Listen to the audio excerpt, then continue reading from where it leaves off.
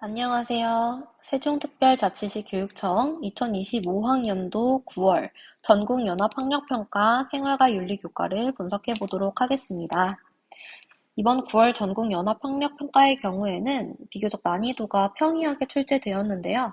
그래도 그 가운데에서 우리가 중점적으로 봐야 하는 총 6개의 문항을 분석해서 살펴보도록 하겠습니다. 먼저 6번 문항입니다. 갑, 을 사상가들 중 적어도 한 사람이 긍정할 진술로 적절한 것을 보기에서 있는 대로 고른 것은? 먼저 갑과 을의 사상가를 확인해 보도록 하겠습니다. 갑입니다. 인간은 생명 공동체의 한 구성원에 지나지 않는다. 그리고 대지 윤리는 이라는 고유의 키워드가 등장하고 있습니다. 이런 부분에서 우리가 갑의 경우에는 레오폴드라는 점을 확인할 수가 있을 것 같고요. 이 뒤에 부분에도 인간의 역할을 생명 공동체의 정복자에서 평범한 구성원으로 변화시켜야 한다는 그러한 이제 레오폴드의 대지윤리적 입장 확인해 볼 수 있습니다. 다음 을입니다. 인간은 생명이 있는 일부 피조물을 폭력적으로 다루어서는 안 된다.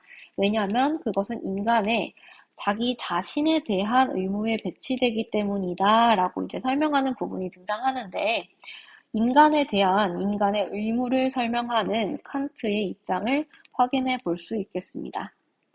다음 내려가서 보기에서 기억부터 분석해 보도록 할게요. 기억입니다. 인간은 토지를 단지 자원으로만 이용해서는 안 된다라고 되어 있는데, 레오폴드와 칸트가 각각 이 부분에 대해서 어떻게 주장할지 살펴보도록 하겠습니다. 먼저 레오폴드의 경우에는요, 공부를 많이 한 친구들은 이제 대지윤리의 그 일부 문구로서 바람직한 토지 이용을 써볼게요. 토지 이용을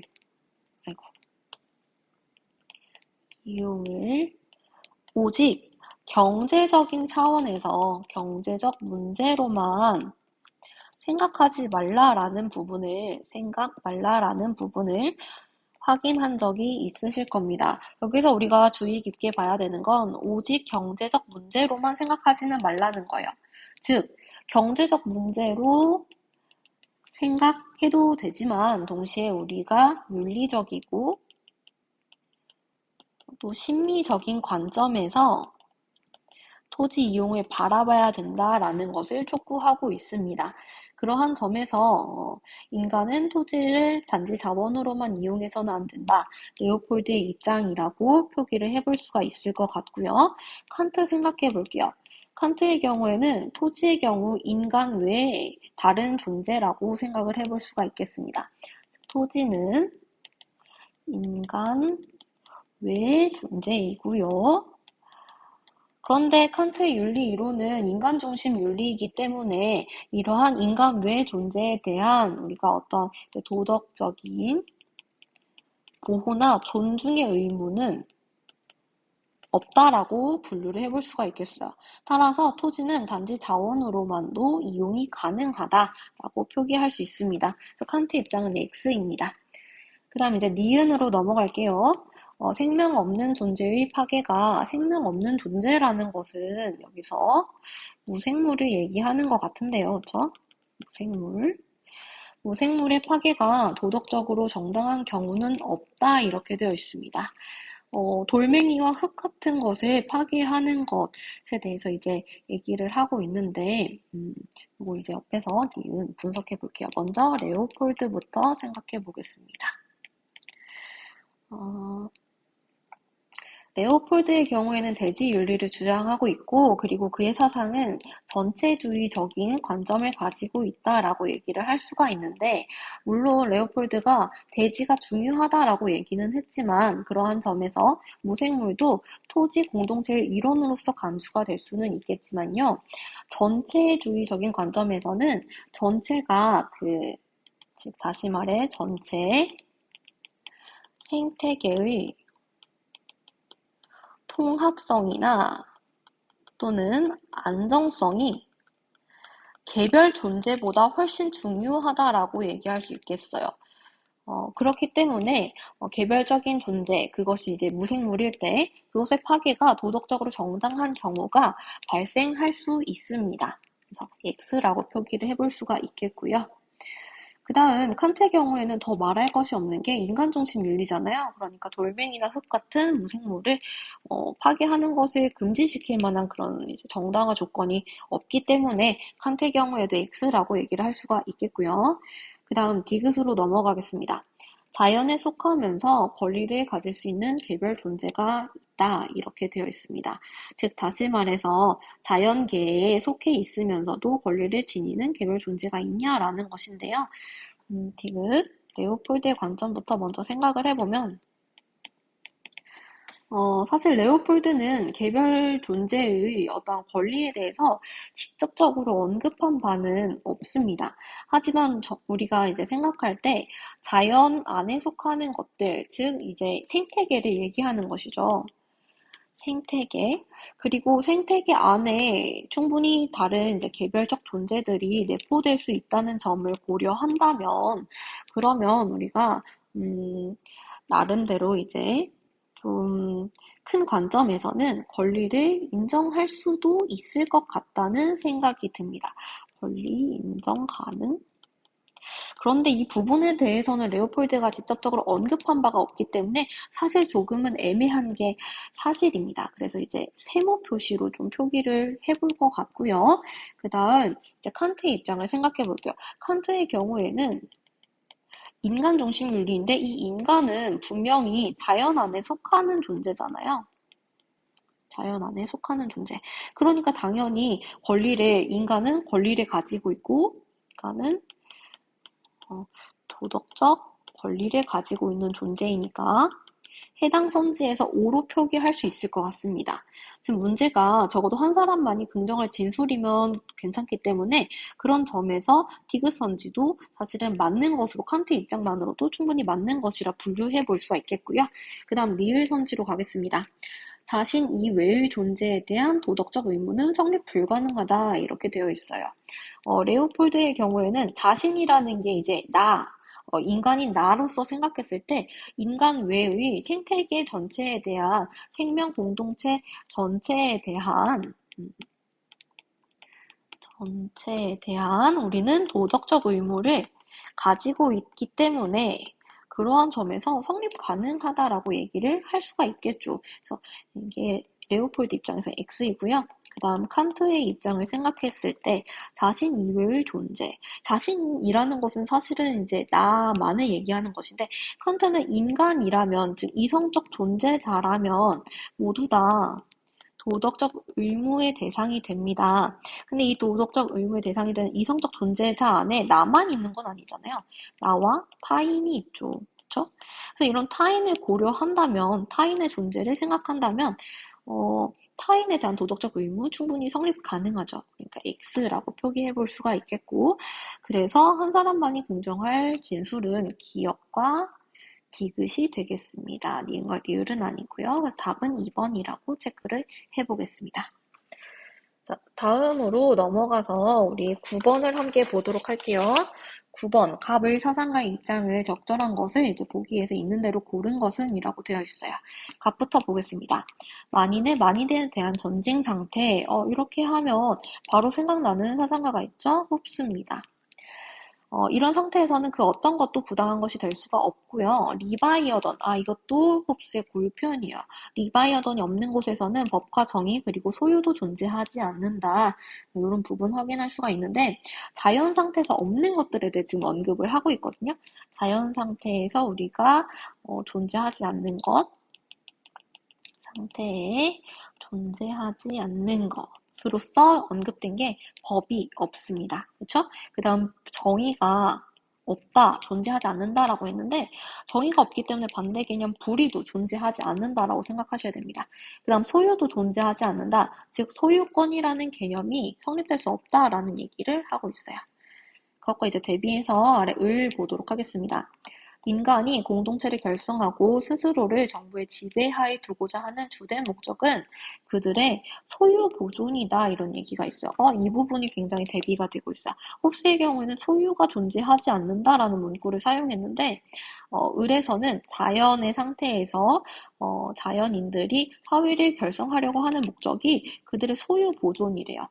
여기서 소유 보존, 즉 자연 상태에 소유권이라는 것이 있는 것처럼 지금 문장이 형성되어 있고, 그리고 그 중에서도 우리는 좀 재산의 측면을 생각을 해서, 굉장히 이 재산이라는 것을 강조하고 있구나, 라고 생각해 볼 수 있어요. 근데 이러한 자연 상태에서는 이 소유 보존을 위한 많은 것들이 결여되어 있다라고 얘기를 하고 있네요. 그렇죠? 이게 로크의 입장이라는 것 분석해 볼 수 있겠습니다. 그다음 이제 내려가서 보기를 볼게요. 기억부터 보면 홉스의 관점에서요. 절대 권력은 이게 이제 의미하는 바는 아마 리바이어던이 가지고 있는 권력을 얘기하는 것 같은데 시민의 소유를 보호해야 할 의무가 있다라고 되어 있어요. 이거는 이제 옆에서 기억 선지 분석해 보겠습니다. 홉스의 관점에서요. 우리가 이 주권자를 설정하는 이유는 뭘까요? 사회 계약을 하는 목적이요. 그것은 아마도 시민의 생명, 재산, 보호를 위함일 겁니다.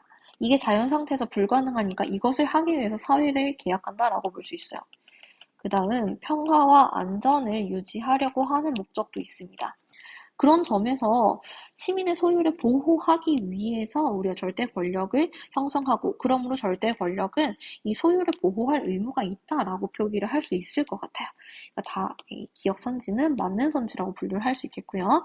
그 다음 니은으로 가겠습니다. 홉스의 관점에서 인간 본성으로 인해서 자연 상태는 전쟁 상태일 수밖에 없다라고 되어 있는데요. 이것도 분석해 볼게요. 홉스의 관점에서 인간 본성은 뭘까요? 많은 친구들이 이제 9편까지 됐으면 이제 공부를 했을 것 같아요. 다들 했을 텐데, 인간 본성은 여러 가지 측면으로 이제 서술이 되고 있으나, 일단은 이기적이라고 표현하는 점, 자기 보존을 목적으로 하고 있다. 라고 서술되어 있는 문구가 있고요. 그 다음, 이러한 인간들은 육체적이고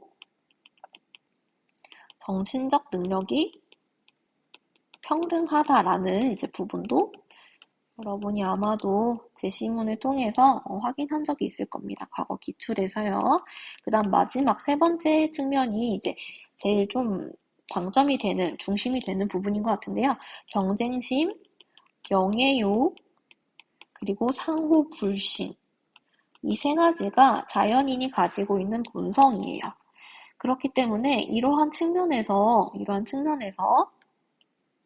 그리고 한 가지 더 더불어 얘기한다면 재화의 희소성이라는 조건이 붙어야 되거든요. 희소성, 즉 다시 말해 자연 상태에 재화가 모든 사람들이 다 가져갈 만큼 널려 있는 것이 아니기 때문에 희소하기 때문에 전쟁 상태로서의 자연 상태를 설명할 수가 있을 겁니다. 그래서 니은 선지, 인간 본성으로 인해서 자연 상태는 전쟁 상태일 수밖에 없다. 맞는 선지라고 분류를 해볼 수가 있겠습니다. 그 다음 디귿이에요. 디귿은 로크의 관점인데 자연 상태의 인간은 자연법을 이해할 수 있는 능력이 없다. 이렇게 서술되어 있습니다. 일단 로크의 자연법 의미를 살펴보자면요. 이 자연법은 말 그대로 자연 상태의 인간을 지배하는 법이죠. 근데 이후 이제 자연법에 대해 로크가 어떻게 정의를 내리냐면 이성적 피조물이라면 누구나 명료하게 인식할 수 있는 법이라고 얘기해요. 할 수 있는 법. 그렇기 때문에 자연 상태에 있는 인간은 이성적 피조물이 맞거든요. 그래서 이 자연법이라는 것을 이해할 수가 있습니다. 여기서 얘기하는 점은 이제 자연 상태의 인간도 이성을 가지고 있다라는 얘기예요. 이성 소유. 이건 로크만의 관점이 아니고요. 로크와 홉스 그리고 루소의 공통점이라고 생각할 수 있습니다. 그러니까 능력이 있습니다. 있다. 디귿선지는 틀렸습니다. 그 다음 리을, 갑과 을 둘 다, 홉스와 로크 둘 다 자연 상태의 인간은 자유에 대한 평등한 권리가 있다. 이렇게 서술되어 있는데요. 이거 이제 하나하나 분석해 보자면요. 홉스의 관점에서 먼저 자연 상태의 인간이 가지고 있는 권리를 자연권이라고 부르고요. 그런 점에서 홉스의 자연권은 모든 인간이 자신의 생명과 재산, 소중한 것들이죠. 이것을 보호하기 위해 어떤 수단이든 상관없어요. 모든 수단을 사용할 수 있는 권리를 갖습니다. 할 수 있는 권리. 이것으로 이제 정의 내릴 수 있는 게 자연권이기 때문에 그래서 어떤 수단이든 사용할 수 있다. 즉 자유롭게 뭐든 할 수 있다는 얘기잖아요. 그래서 자유에 대한 평등한 권리가 있다라고 얘기할 수 있을 것 같아요. 그 다음 로크입니다. 로크의 경우에는요. 자연권을 이제 사실 재산권으로서 설명하는데 이 재산권 안에 생명권과 자유권과 그리고 우리가 일반적으로 생각하는 그 재산, 사유재산이 포함되어 있다라고 얘기를 해요. 그렇기 때문에 이 안에 자유가 분명히 있죠. 그러니까 로크의 경우에도 자유에 대한 평등한 권리를 자연인이 가진다라고 얘기할 수 있습니다. 따라서 리을 선지, 맞는 선지입니다. 답은 4번이라고 분류를 할 수가 있겠고요. 다음으로 넘어가겠습니다. 10번입니다. 가의 갑을 사상가들의 입장을 나의 그림으로 탐구하고자 할 때 A에서 C에 들어갈 적절한 질문만을 보기에서 고른 것은 갑의 경우에는요, 정의의 원칙은 이라고 얘기를 하고 있습니다. 정의의 원칙. 이제 그러면 분배 정의에 대해서 얘기를 할 것 같은데요. 그 뒤에 읽어보면 공정한 최초의 상황에서 계약 당사자가 합의하는 원칙이래요. 공정한 최초의 상황이다. 이 말이 익숙하실 겁니다. 이게 이제 원초적 입장을 얘기하고 있고요. 그 원초적 입장에서 합의 당사자들, 계약 당사자들이 합의하는 원칙이 곧 정의의 원칙이 된다는 겁니다. 그래서 이 원초적 입장에서 우연적 사실들에 관한 지식을 배제한 조건에서 우리는 합의를 하게 되는데 이 우연적 사실에 대한 지식을 배제한다는 게 뭘까요? 원초적 입장에서 합의 당사자들이 뒤집어 쓰게 되는 것이 있잖아요. 무지의 배일이죠. 무지의 배일로 인해서 우리가 인지적인 조건들이 발생하게 되는데 그중 이제 우연적 사실에 대한 운에 대한 지식은 우리가 모르게 된다라는 것이 이제 그 원초적 입장에 대한 어떤 구체적 설명이라고 생각하실 수 있습니다. 즉 갑은 롤스입니다. 그 다음 을인데요. 소유 권리론 끝났는데요. 소유 권리론 이렇게 얘기하면 노직입니다. 어쨌든 뒤에도 읽어보면요. 소유 권리론은 취득 이전 교정 과정을 주제로 삼는다. 이 세 가지가 소유 권리론의 정의의 원칙입니다. 그 역할이 개인의 소유 권리 보호에 국한된 특히 국가의 형태는 최소 국가만이 유일하게 정당한 국가다라고 얘기할 수 있겠고요. 그래서 이제 우리가 나에서 이제 입장을 분석해 보도록 하겠습니다. 롤스와 노직의 입장이고요. 기억부터 볼게요. 공정한 절차를 거친다면 그 분배는 모두 정의로운가? 라고 되어 있어요. 이런 이제 형태의 문제의 경우에는 롤스, 노직, 갑을의 입장을 모두 다 분석을 해봐야 될 텐데요. 기억부터 해보겠습니다. 롤스가 주장하는 정의관이 무엇일까 생각해 보면은 순수 절차적 정의관이라고 얘기할 수 있어요. 절차적 정의관. 네. 이미 이 표현에서 절차라는 단어가 등장했습니다. 롤스는 절차를 강조하는 입장이고요. 이 절차에 따라서 공정하게 잘 분배가 이루어진다면 그 결과물은 항상 정의롭다는 입장을 가지고 있습니다. 그 다음 이 부분에 대해 기억선지에 대해 노직의 입장에서는요. 노직의 입장을 우리가 비정형적 그리고 역사적 정의관이라고 부른단 말이에요. 역사라는 게 사실은 이제 그간의 분배가 이루어져 온 과정이죠. 그리고 절차라고 얘기할 수 있어요. 이러한 점에서 노직 역시도 역사를 강조한다는 점에서 과정 내지는 절차를 강조한다. 네, 그렇습니다. 그래서 기억선지의 경우에는요, 절차를 강조하는가, 롤수, 노직 둘 다 O, 이렇게 분류를 해볼 수가 있겠고, A선지는 OX여야 되는데, 그런 점에서 기억선지는 틀렸다라고 얘기할 수 있습니다. 그 다음 니은입니다. 원초적 입장에서 합의 당사자들의 합의는, 이건 명백하게 사실은 이 부분 롤스의 입장을 묻고 있어요. 원초적 입장이라는 개념을 사용하는 것은 롤스의 그 이제 정의의 원칙에 대한 어떤 설명이 될 것 같습니다.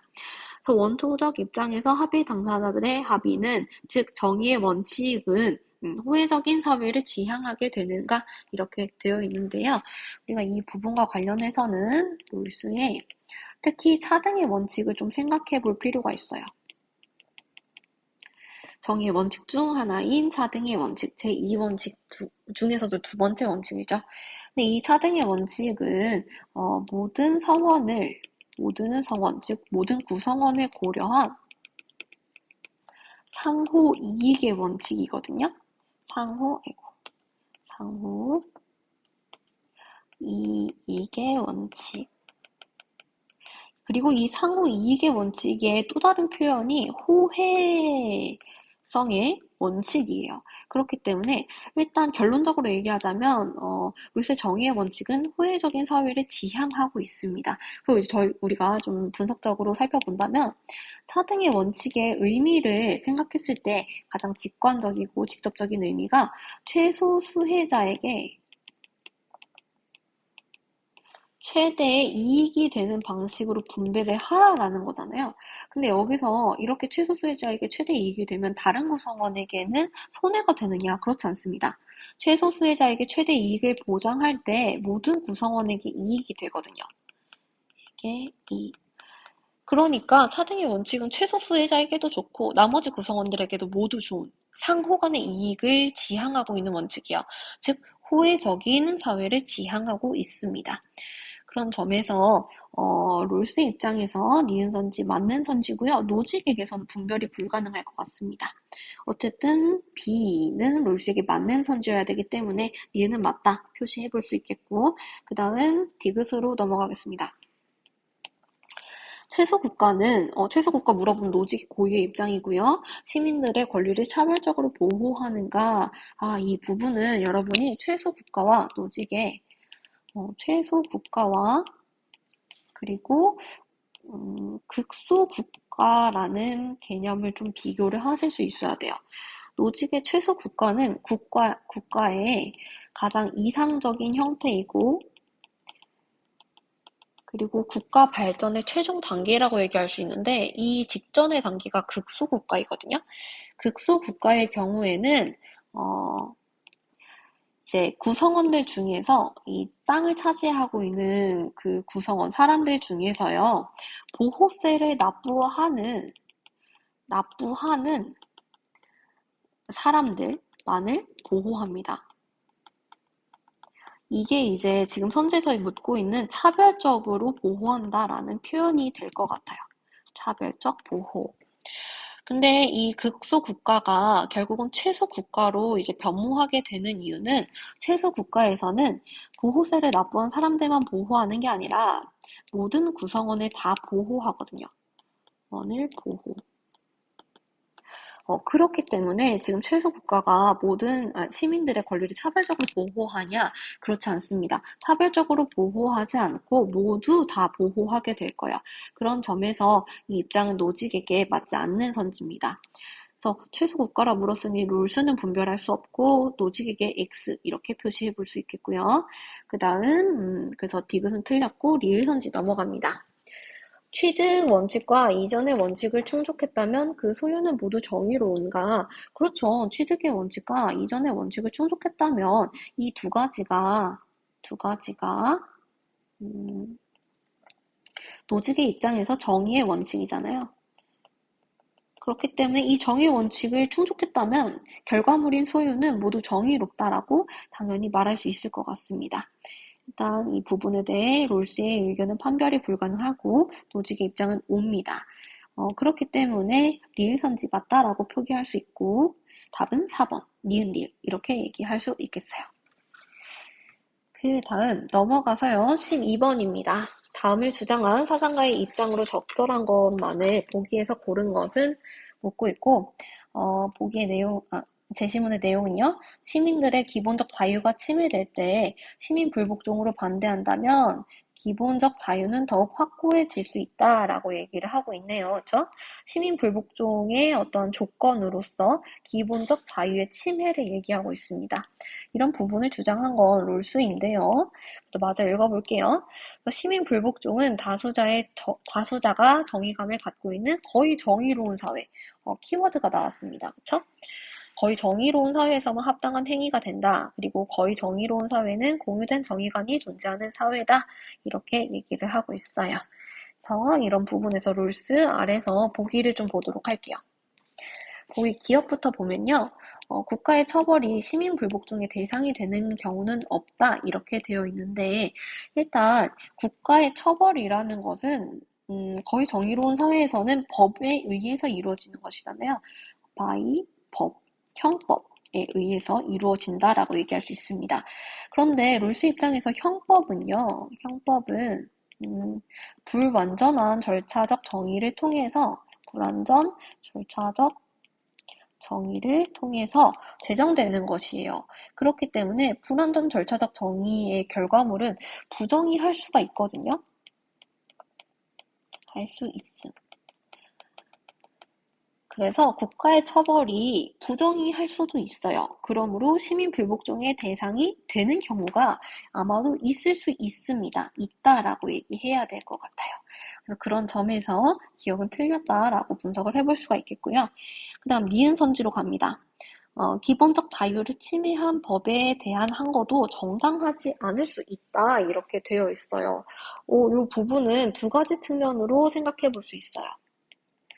시민 불복종이 무제약적으로 항상 허용되는 것은 아니거든요. 즉 항상 어느 경우에나 정당한 것은 아니란 얘기입니다. 그래서 두 가지 측면. 첫 번째, 우선적으로는 준법화라는 측면을 생각해 볼 수 있어요. 즉, 이제 롤스의 시민불복종 잘 나오는 선지 중에서 심각한 부정이, 그렇죠? 심각한 수준이 아니라면은 제1원칙과 제2원칙 중 공정한 기회균등의 원칙을 위반했더라도 좀 기본적으로는 심각한 부정의가 아니라면 우선적으로 준법해야 된다는 얘기를 합니다. 그러지 않으면 사회체제가 무너질 수도 있기 때문이에요. 그래서 그런 점에서 먼저 생각을 해볼 수 있겠고, 두 번째로 생각할 수 있는 건 우선 합법적 수단을 사용해야 된다라는 부분이에요. 이건 최후의 수단이라는 조건을 통해서도 여러분이 이해할 수가 있겠죠. 그렇죠? 합법적 수단을 활용하지 않고 다짜고짜 시민 불복종을 하게 된다면 그것에 대해서 이제 그 법에 대해서 항거하게 된다면 정당하지 않을 수도 있습니다. 그렇기 때문에 니은 선지는 이제 맞다라고 분류를 해볼 수가 있겠고요. 그 다음 이제 디귿 선지를 가보도록 하겠습니다. 시민 불복종은 공유된 정의관에 따른 숙고를 권력자들에게 촉구한다 이렇게 얘기를 하고 있는데 이 부분은 롤스의 이제 설명을 좀 통째로 기억해주면 좋을 것 같아요. 시민 불복종은요 공유된 정의관에 따른 숙고를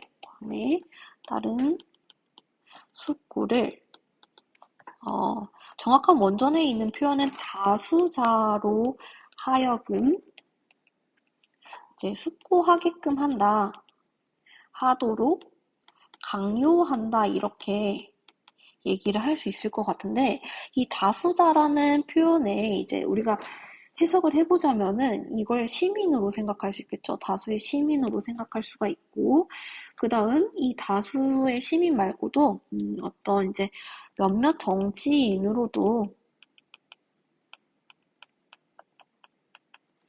이 몇몇 정치인도 사실은 시민으로서 다수자 안에 들어가는 거잖아요. 그런 점에서 지금 디귿 선지에서 묻고 있는 이 권력자들이라는 표현이 어디에 해당되는 것인지는 잘 모르겠지만 롤스에게 있어서 시민은 정치 권력을 가지고 있는 존재입니다. 그래서 권력자라고 해석할 수도 있을 것 같고요. 그 다음 다수자 안에 포함되어 있는 몇몇 정치인의 경우에도 이 사람들이야말로 진짜 권력을 좀 행사하는 사람들이잖아요. 그런 점에서 이 어떤 다수자들에게 숙고를 촉구하고 있기 때문에 그래서 디귿 선지도 맞다 이렇게 분류할 수 있겠고요. 그 다음 리을. 시민불복종은 다수의 정의감을 전제하기 때문에 소수자가 주체일 수는 없다 이렇게 되어 있는데 이건 분명하게 기억하셔야 됩니다. 소수자가 주체이어야 해요. 이어야 한다. 그걸 이제 생각을 해보자면 리을 이제 써보고요. 시민불복종은 종의 주체라고 쓸게요. 주체는요. 소수 집단의 협동적 그리고 정치적 연합이어야 된다라는 부분이 있는데 이렇게 얘기하는 이유는요. 시민불복종이 너무나 대규모로 발생하게 되면 다른 어떤 부정의함에 대해서 좀 인지를 하게 된 그 집단의 사람들, 그 사람들의 경우에는 시민불복종을 발생시키기가 어려워지잖아요. 이미 한 곳에서 대규모의 시민불복종이 발생하고 있는데 또 다른 곳에서 시민불복종이 발생하게 되면 아예 사회 체제가 무너질 수도 있단 말이야. 그렇기 때문에 그런 점에서 다수의 집단이 아닌 소수의 집단만이 시민불복종의 주체가 되어야 할 것이고요. 그래야지만 이제 이런 표현이 있어요. 다른 사람도 동일 정도의 그 부정의에 처하게 되면요. 유사한 방식으로 시민불복종을 할 수 있어야 된다라는 할 수 있어야 한다는 그런 이제 문구가 있기 때문에 그런 점에서 소수자가 주체일 수 있습니다. 그리고 이어야만 하고요. 그래서 리을 선지 네, 틀렸습니다. 답은 니은, 디귿 이렇게 분석 3번을 할 수 있겠습니다. 그럼 넘어갈게요. 15번입니다. 15번. 갑을 사상가들의 입장을 나의 그림으로 표현할 때 A에서 C에 해당하는 적절한 진술만을 목에서 고른 것은 갑부터 보겠습니다. 사형은 주권과 법의 원천이 되는 권능으로부터 나온 것이 아니래요. 그래서 사형이 아니라 종신노역형을 주장한다. 그러면 베카리아입니다. 그 다음 을. 사법적 형벌은 결코 범죄자 자신이나 시민사회를 위해서 어떤 다른 선을 촉진하기 위한 한낱 수단으로서 가해질 수는 없대요. 그래서 형벌은 수단으로서 가해지는 게 아니고 좀 정리해볼게요. 형벌은 그 자체가 목적이어야 된다는 얘기인데요. 목적이어야 된다. 그렇게 주장할 것은 칸트죠. 그렇죠? 그래서 이제 나의 그림에서도 베카리아의 의견과 칸트의 의견을 분석해 보겠습니다. 기억선지입니다. 사형은 공포를 유발하는 효과가 없으므로 폐지해야 된다. 이렇게 되어 있어요. 이 부분은 여태까지 이제 평가원에서 좀 최근자로 많이 출제가 되었는데, 베카리아의 입장에서요, 사형은 일시적으로 아주 강력한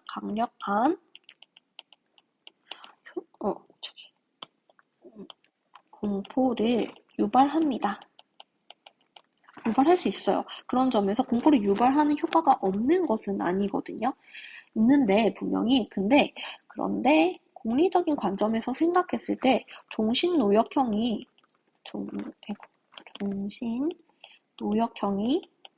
훨씬 더 효과적이라는 얘기예요. 그렇기 때문에 이제 베카리아는 종신노역형을 주장을 하고 있고요. 그런 점에서 이 베카리아에게 맞는 부분이어야 되는데 베카리아에게 맞지 않는 선지입니다. 칸트는요. 칸트는 사용을 해야 된다고 일단 봐요. 그러니까 당연히 아니겠죠. 그렇죠? 기억 선지는 틀렸고요. 그 다음 니은으로 갈게요. 형벌은 응당한 비례의 원리를 준수하여 부과하여야 된다라고 되어 있습니다. 이건 이제 비례성의 원칙을 묻고 있는 부분인데 비례성의 원칙. 이 비례성의 원칙은 교정적 정의를 주장하고 있는 모든 사상가들에게 정의를 주장하는 사상가에게 공통이에요. 그렇기 때문에 이 부분은 베카리아, 칸트, 그리고 사실 루소에게 있어서도 또는 벤담에게 있어서도 맞는 부분이 될 수 있습니다. 니은은 맞다. 그 다음 디귿 선지 갈게요. 범죄 억제력이 있는 형벌도 정당하지 않은 경우가 있다. 이렇게 되어 있어요. 요거는 이제 디귿. 베카리아부터 한번 생각해 보겠습니다. 베카리아의 경우에는 형벌들이 이제 범죄 억제력이 있는데 이게 좀 제 각각 좀 들쭉날쭉할 겁니다. 그래서 어떤 형벌의 경우에는 범죄 억제력이 있기는 있는데, 여기 근데 그것을 사용하는 게 베카리안 공리주의잖아요. 공리적인 관점에서 공리를 증진하지 않을 수도 있어요. 그럴 경우에는 이 형벌을 내리는 게 정당하지가 않겠죠. 그쵸? 그런 점에서 베카리아에게 범죄 억제력이 있지만 정당하지 않은 그런 경우가 발생할 수가 있겠고요. 칸트의 경우에는 일단 범죄 억제력이라는 것을 주장하지 않습니다. 범죄 억제력으로서 이제 형벌을 정당성을 따져볼 수 있는 게 아니요. 주장하지 않았어요. 칸트의 입장은 차라리 동해보복법이라고 얘기를 해야 됩니다. 그쵸? 그래서 이제 형벌은 그 형벌을 의혹한 자에게 그대로 이제 목적으로서 부여되어야 되는 것이기 때문에 그래서 정당하지 않은 경우가 당연히 있을 수 있습니다. 정언명령에 해당하지 않는 형벌의 경우에는 정당하지 않다고 얘기할 수 있겠죠. 그러니까 디귿선지도 맞고요. 맞는 선지라고 분류할 수 있겠고요. B는 공통의 의견이니 그 다음 마지막 리을입니다. 리을의 이제 형벌은 오직 범죄자의 교화가 목적인 정언명령이다 이렇게 되어 있는데요. 일단 이 부분 리을 정언명령이다라고 선지가 구성되어 있으니까 사실 베카리아에게는 전혀 해당 사항이 없는 부분이에요. 그래서 우리가 칸트만 생각을 해보면 될 것 같은데 칸트는 기본적으로 의무론자입니다. 의무론을 주장해요. 칸트는 의무론을 주장해요. 그리고 이 의무론은 동기론에 기반하고 있어요. 즉 칸트의 입장은 우리 행위의 동기가 의무로부터 비롯될 때 그러한 행위는 선한 행위, 도덕적 행위다라고 볼 수 있는 이제 그런 입장을 지니고 있거든요. 근데 그런 점에서 생각을 해보면 선하고 도덕적인 것을 이제 구분하는 것은 동기여야 하는 것이죠. 어떠한 다른 목적이어서는 안 됩니다. 즉, 이 의무감, 선의지로부터 비롯되는 것이어야 되는데, 근데 이것을 범죄자의 인격 교화, 써 있는 것처럼요. 또는 어떤 사회의 공익 증진, 이런 것을 목적으로 삼아서는 안 될 거예요. 그래서 일단 이 부분 칸트에게 있어서도 X라고 얘기할 수 있습니다. 그러니까 정언명령이라는 것은 다시 정리하자면 정언명령은 선의지를 동기로 삼는 그래서 의무로서 여기는 그러한 것이어야 되는데 지금 범죄자의 인격 교화를 목적으로 한다? 이건 사실 정언명령이 아니고 가언명령에 해당하는 부분이 될 거예요. 가언명령이라고 고치셔야 될 것 같습니다. 그래서 이제 유일선지는 틀렸다. 답은 3번 이렇게 분석해 볼 수 있겠고요. 그 다음 이제 마지막 문제입니다. 19번 문제. 갑을 사상가의 입장으로 적절한 것을 보기에서 모두 고른 것은 갑. 부와 복지 수준을 조정하는 것은 먼저 의무의 목표가 아니다. 단지 고통받는 사회들만 도움이 필요하고요.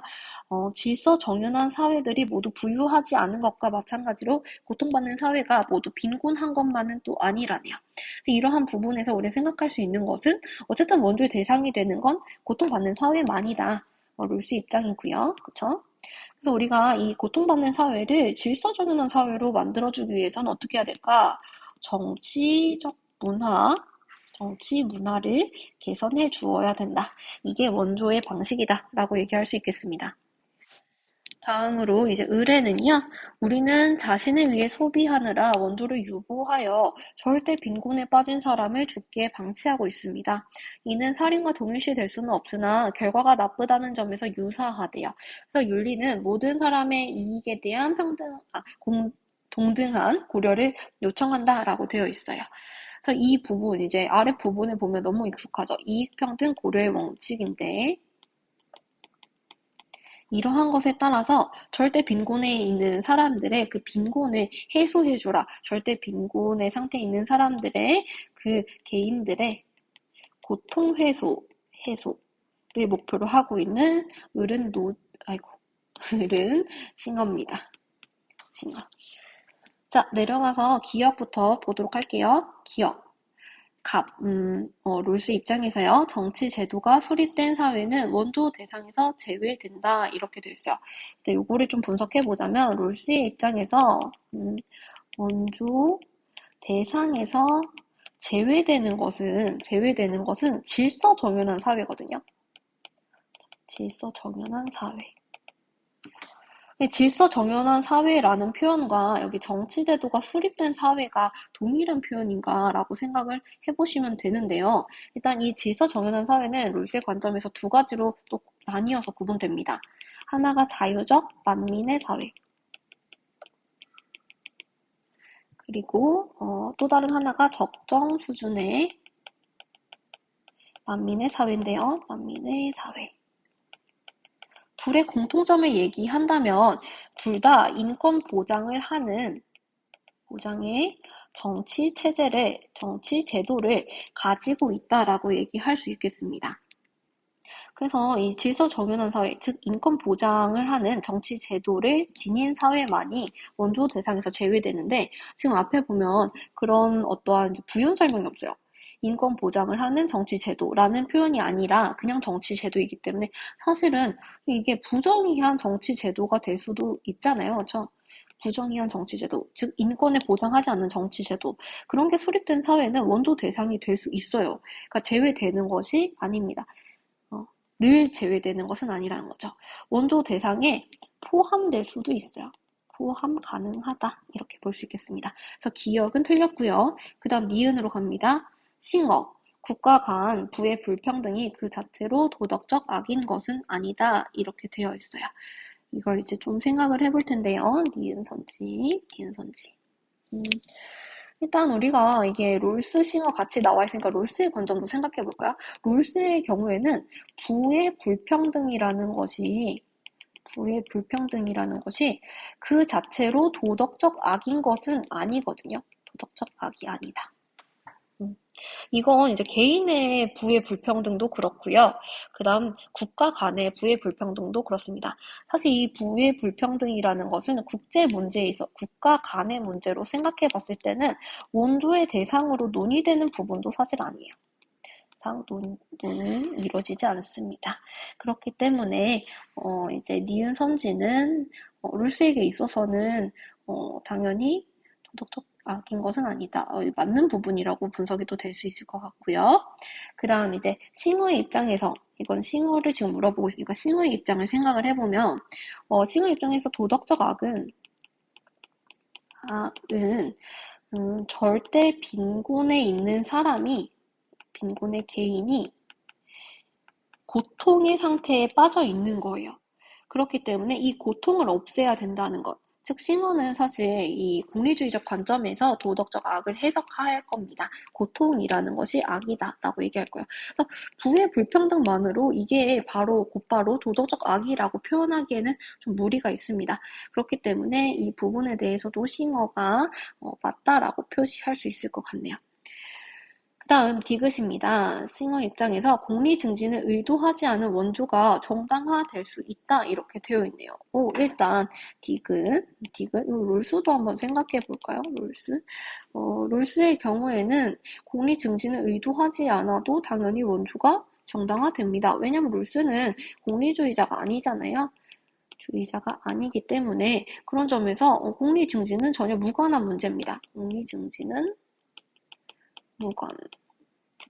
그리고 이제 싱어의 입장을 생각을 해보자면 싱어의 입장에서 공리의 증진을 의도하지 않은 원조, 싱어는 공리주의자로서 그리고 이 공리주의는 결과주의를 내포하고 있는 개념인데 그런 점에서 공리주의는 어떤 의도가 아니라 결과로서 도덕적 정당성을 판단합니다. 지금 여기 나와 있는 의도라는 것은요, 그쵸? 공리 증진을 의도하지 않았더라도 여기다 써볼게요. 결과적으로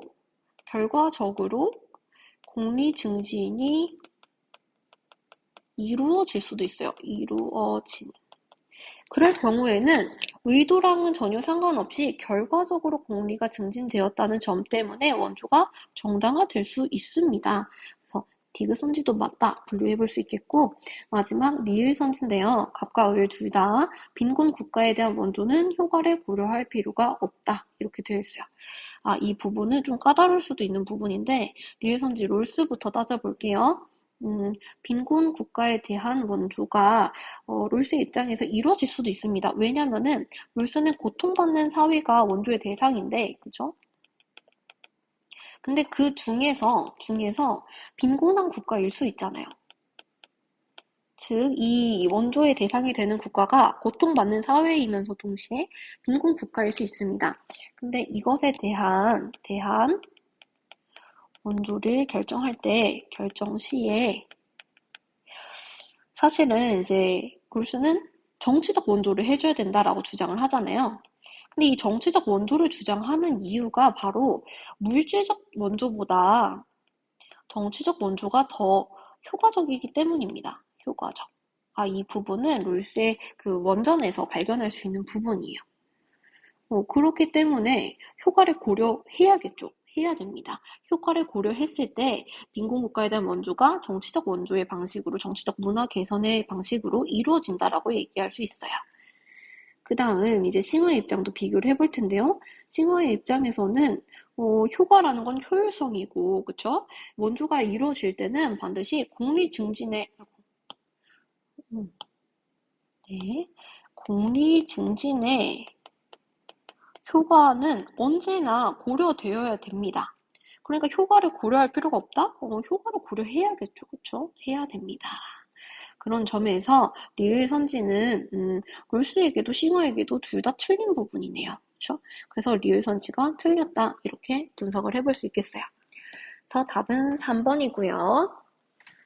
이렇게 하면 9월 전국 연합 학력 평가 중에서도 좀 고난도의 문제들, 우리가 집중해서 봐야 되는 어떤 주제들의 문제들은 다 분석을 해보았습니다. 요 내용을 바탕으로 좀 복습을 해주면 우리 수능에 있어서 좋은 성적을 거둘 수 있을 것 같아요. 그래서 반드시 9월 전국 연합 학력 평가의 경우에는 꼭 복습과 분석이 필요할 것 같고요. 제가 이 관련되어 있는 자료집도 함께 탑재를 하니까 그 자료집의 내용도 꼼꼼히 읽어보시기 바랍니다. 수고 많으셨습니다. 여기까지 하겠습니다.